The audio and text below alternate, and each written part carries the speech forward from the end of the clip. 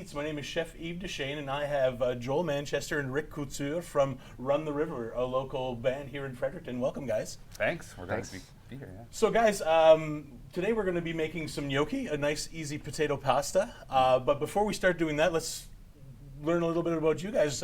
When did you guys start? And the name, can we talk about the origin of the name?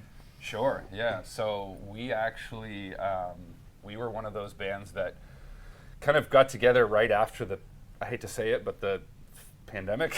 Nobody wants to hear about that anymore, but that was how we formed. It was one of those things where during that, I was in a one-bedroom apartment. I started writing a lot more music, and I decided for the first time that I wanted to actually share that music. For a long time, I just kept it private, and I had a couple friends who ended up being band members who just said, you should share your music and see what people think, put it out on Facebook. So I did that, and Rick kind of jumped on board, and another friend of mine, Chris, who's a drummer, and we just started doing Facebook collaborations.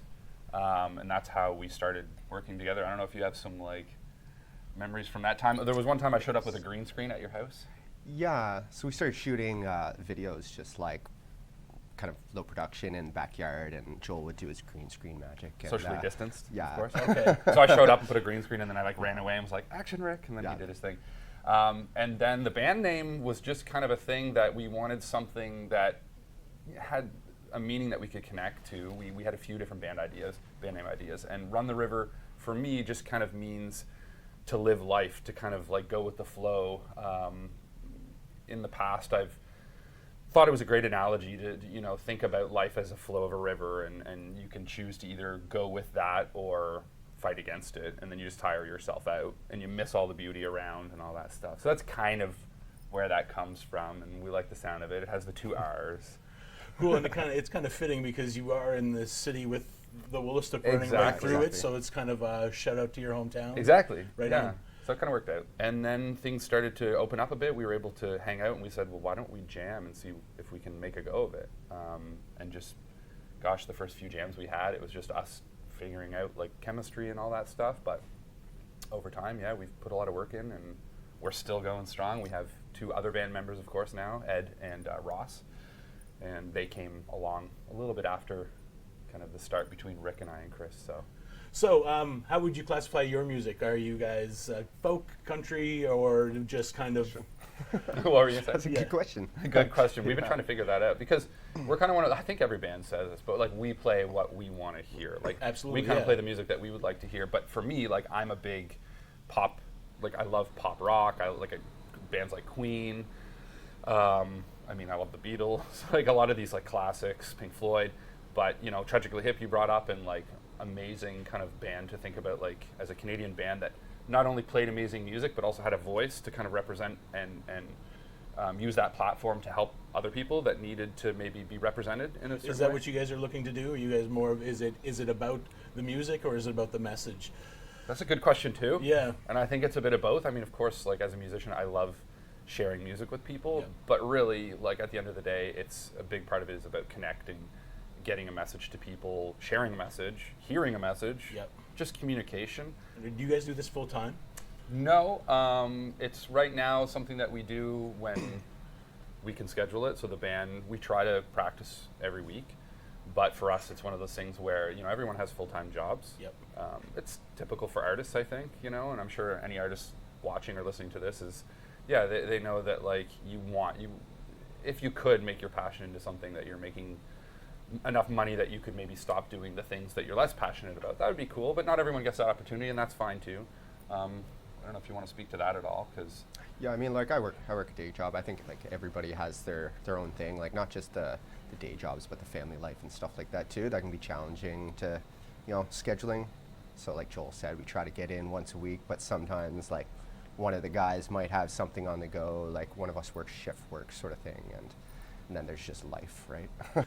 So you guys said you guys were formed, or you started working all this out during the pandemic. So, I mean, writing a song is challenging, but writing it throughout the pandemic, and can you share any other types of challenges it would be to write a song as a band? I think the beauty of when music comes together and a lot of different art forms is when the collaboration happens and everyone's voice is heard to some degree, that you don't just have one person kind of running the show and saying like this is what the song is going to be. Obviously, there kind of needs to be a vision for a song, but I think one of the challenges for all of us is like making sure with genre that everyone like is on board with the song and the style. Like although we do try to be open to like any kind of if someone brings an idea, that's the other thing. Like anyone can bring an idea to the table.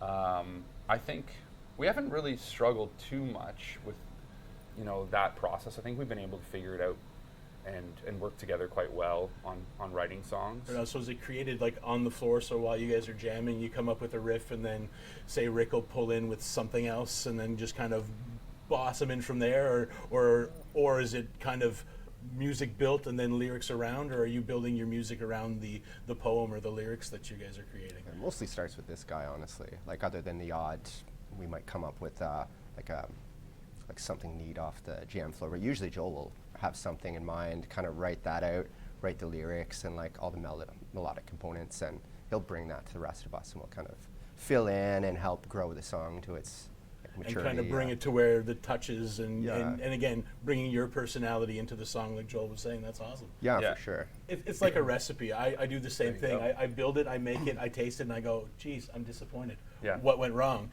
And then it just takes someone to walk through and go, did you add?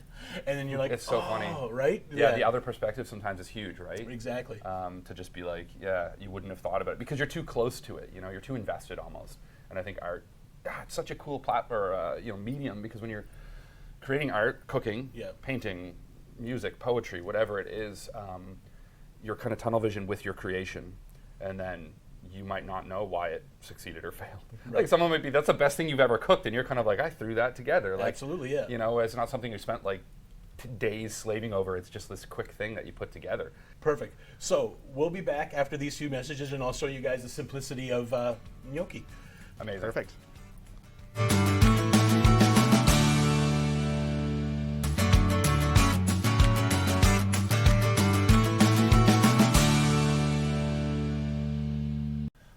Welcome back. Chef Yves here down in the Greener Villages Learning Kitchen, and I am with Run the River, Joel and Rick, and we're going to be making some gnocchi, gentlemen. Really simple. It's a 2 or 3 ingredient process, and then we're going to serve it in a lovely brown butter and sage sauce. The best way to enjoy gnocchi or ravioli, but we're making gnocchi today, is in a brown butter and sage sauce. So first thing we're going to do is we're going to start off with baked potatoes. So we're going to grab 4 baked potatoes for this recipe, and all I'm going to do is I'm just going to cut them in half. And you want the potatoes to still be warm. You don't want to use cold potatoes because it won't bring the dough together as much. So all we're going to do is we're just going to scoop these out like this. And then you can save. Ooh, they are hot. You can save the skins for, potato skins or whatever else you're doing, right? So those look pretty hot. Are your hands just used to that? They're chef hands, absolutely. I mean, if you wanted to. And they're not super. They're cooked, and then I kind of let them sit for about 10 minutes. Okay. I didn't pull them straight from the oven because that'd be crazy. I mean, they're still steamy. But if they're a little too warm, then you just kind of put them in in a towel and then go from there. But yeah, after years of cooking, your hands kind of get desensitized. It's kind of like playing guitar, right? You got no fingertips anymore, right? Yeah. Good point. Yeah. So we're just going to scoop those in just like that.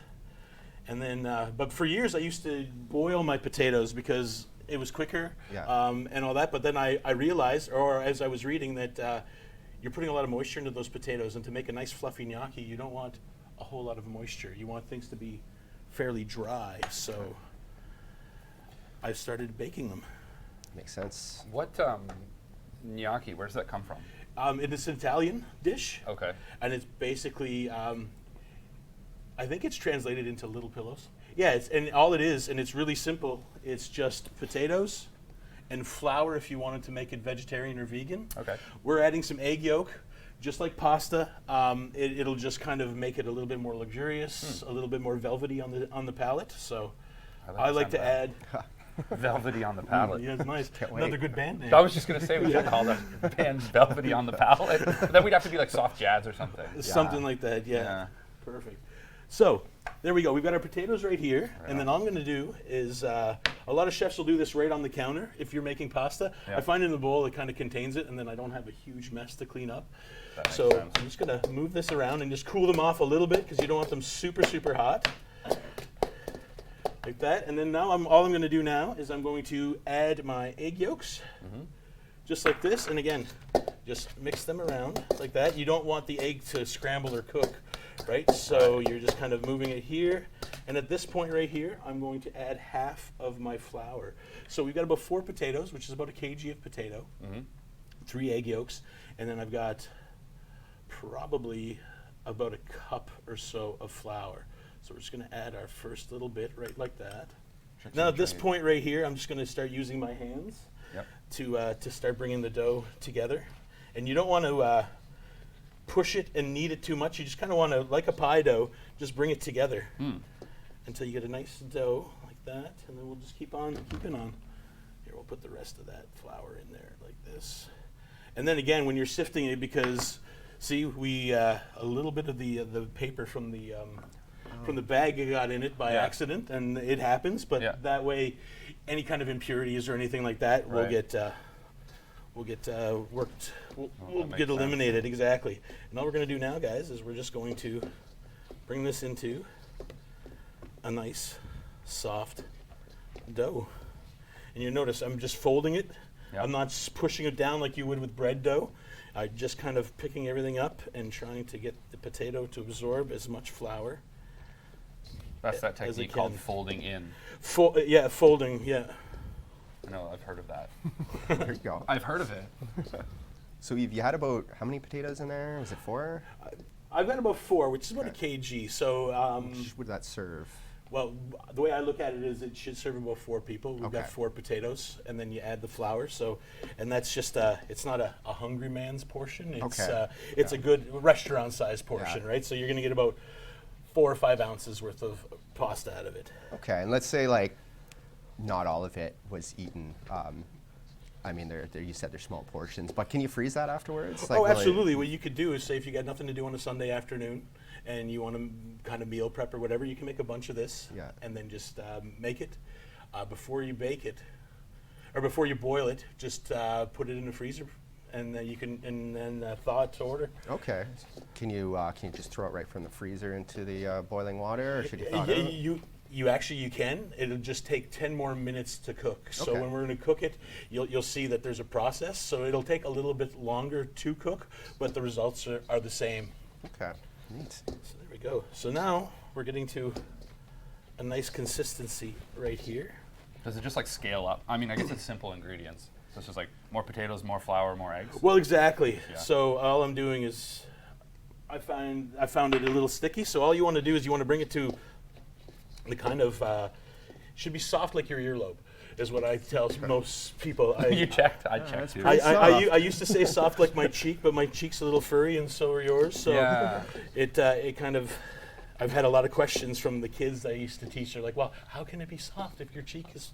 So, so now I say earlobe, which is a nice. It's like when they do the steak thing to check on medium, or like, what is it? You like touch your. Anyway, that's a different meal. That's a whole different meal, but yeah, we can talk about that later.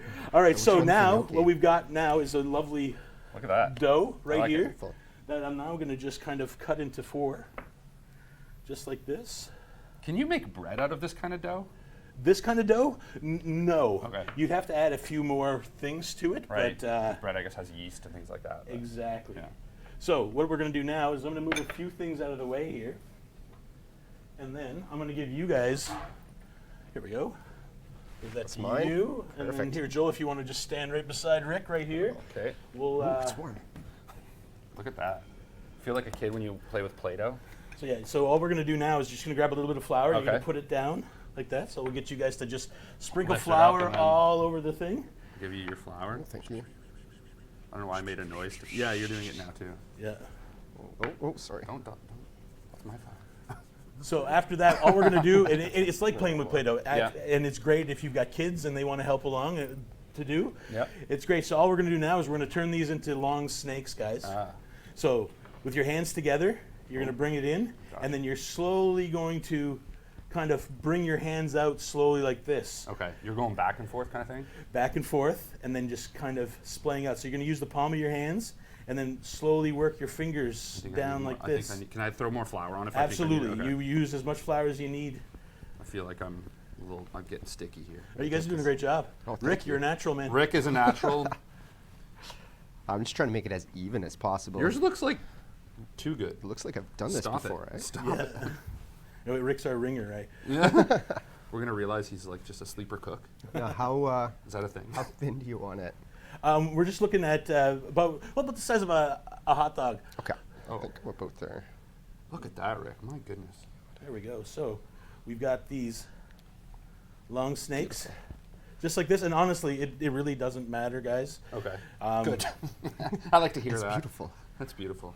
There we go. And then once you've got them into your snake forms, which you got right there, you're gonna grab your dough cutter, which I Yeah. put in front of you Oh, guys. look at that white. That's what that is. Okay. Yeah. And then all we're gonna do is we're just going to cut them into little pillow shapes, just like this. Well, they do look like little pillows. They do, yeah. My snake looks unwell. No, that's great. So we just cut them up like this, and then once they're all cut up, we're gonna dust them in some more flour. Okay. I'm gonna wait for my cutter. Yeah. Come on, get those pillows made. Here you go. There we go. That first pillow is gonna be. No one wants to sleep on that. Oh. And then once the pillows are made, all we're gonna do is we're gonna dust them in some more flour so they don't stick, which I'm doing right here, and then I'll pass these off to you guys once you're done yours. So at this point, Rick, this is when you take them out, and then you can freeze them like this. Okay. Okay? Just put them in a Ziploc bag, take the air out, and then just, and then just stick them in the freezer. There we go. Put those over there, just start tossing them in the flour while I wash my Toss hands. them in there.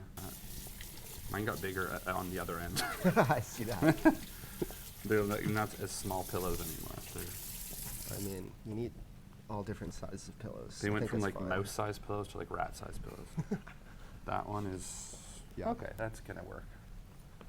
So I just want to show you guys one other thing. So Yes. we're making these really simple and we're not ridging them. So I don't know if you guys have had gnocchi before and if you notice that they've had kind of like ridges on them. I think I have. Yeah. So usually there's a special tool. It's just like a block with ridges on them. And Yep. then the ridges on there is to capture the sauce.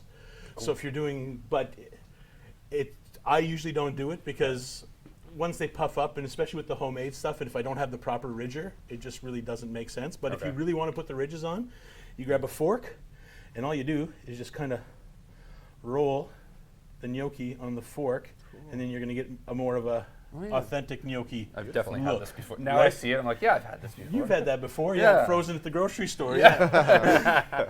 Which is another great way, but I mean, honestly, it's a lot, but well, look at how cheap that is. It's Yeah. potato. Oh my god, yeah. And it's flour, amazing. and it's stuff that you have in the house already, right? Yeah. Yeah. So there we go. I never So knew. we toss the rest of these Toss in there. the rest or- in there. Get in there, you gnocchi. We'll be back to finish this gnocchi right after these messages.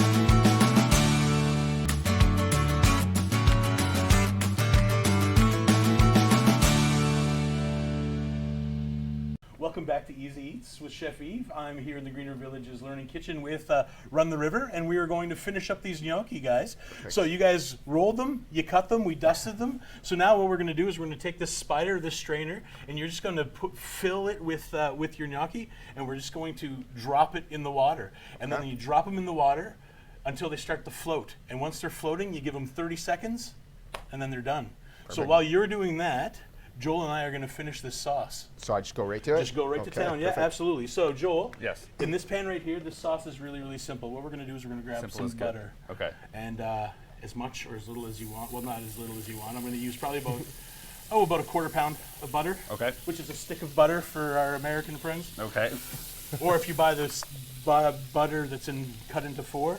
Right. I've seen this. Yeah, absolutely. So all we're going to do is we're just going to melt this butter just like this. Okay. And we're going to get it brown. Okay. So the browner you get it, the more you're caramelizing the milk sugars. Okay. And what it's going to do is you're going to give it a slightly nutty flavor.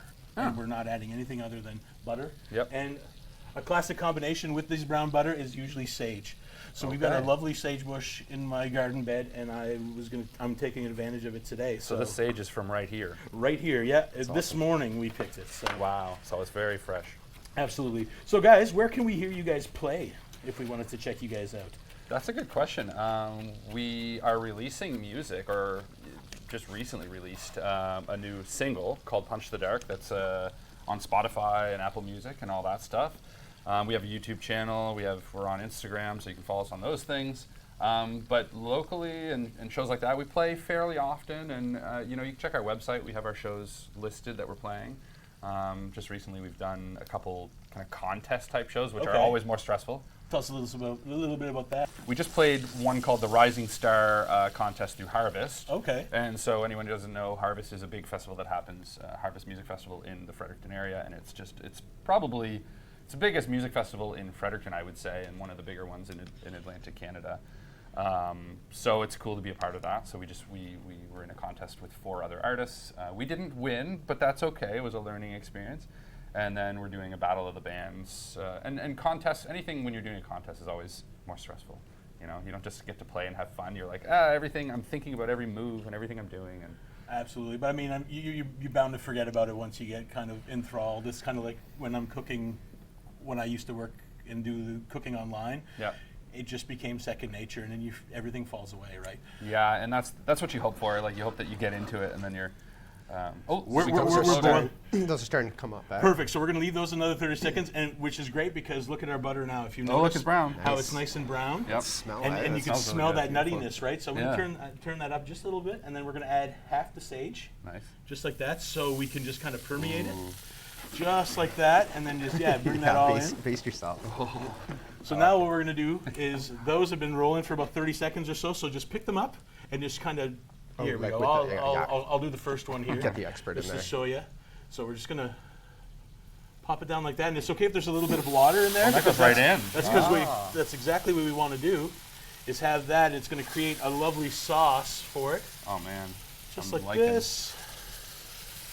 There we go. It's nice when you're cooking with somebody like yourself who has so much experience, but in my mind I'm thinking, I could probably do this. Oh, absolutely. That's very cool. There's nothing. Here, this is the tricky part here, guys. Here, I'll grab that. We lost a couple, no big deal. Oh, toss it in. And there we go, guys. That is pretty much it. It's we gorgeous. have our sage and brown butter gnocchi. And here you go, fellas. I love it. Put a little bit in there for you. So, do you guys have any new music coming out or anything that we could anticipate hearing?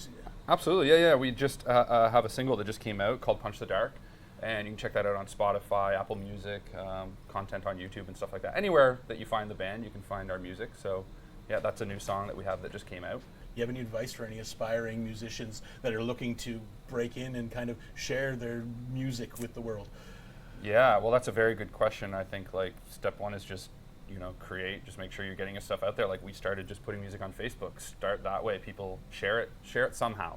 But definitely go, Music NB has workshops. They have things thing they give out every year for the Music NB Awards. So you can attend those. Then there's a lot of workshops and stuff that go with that. They'll learn from people who are, mentors and things like that, and apply. They have funding that they give out, and it's great to have that. It feels like you have support from your community, and then you get to create and have some money to do it. And so I definitely would recommend connecting with Music NB, and and also reach out to other musicians. Before you guys dig in, what you need to do is we need to add a little bit of yes, please, a little bit of Parmesan. Everything. Cheese never hurts, eh? No, it always makes it better, right? So there we go. Cheese, a little bit please. like that. So we dig in. We can dig in. All So right. this is really simple. You guys can even make Cheers. this on the road. Hey, there you go. Cheers. Cheers, gentlemen.